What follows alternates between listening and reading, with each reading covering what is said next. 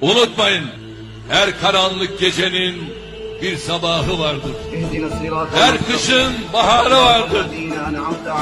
Karanlıkları aydınlığa çeviren, hüzünleri ferahlığa tahvil eden bir yüce el, bir yüce kudret vardır.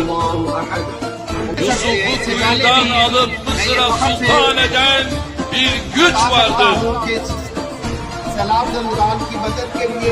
Onun sarayında yetiştirerek onu oraya hakim kılan bir güç vardır.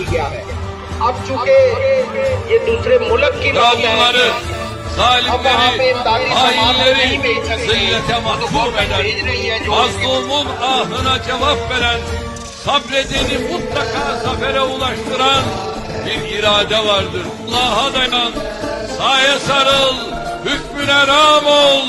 Yol varsa bu son peygamberdi.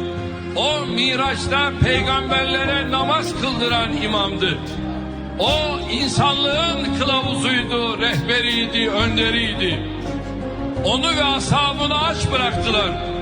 Zulmettiler, işkencelerden geçirdiler, tahkir ettiler, dışladılar, toplumun dışına ittiler. Dayanamadı. O çok sevdiği Mekke'yi mükerrem sıfatlık etmek zorunda kaldı. Sığındığı bir mağarada yol arkadaşı Hazreti Ebubekir radıyallahu anh Efendimiz onun hüzünlendiğini görünce dudaklarından şu ilahi mesajlar döküldü. La tahzen innallâhe ma'na. Korkma, çekinme, üzülme, hüzünlenme, yeyse kapılma. Allah bizimle beraberdir.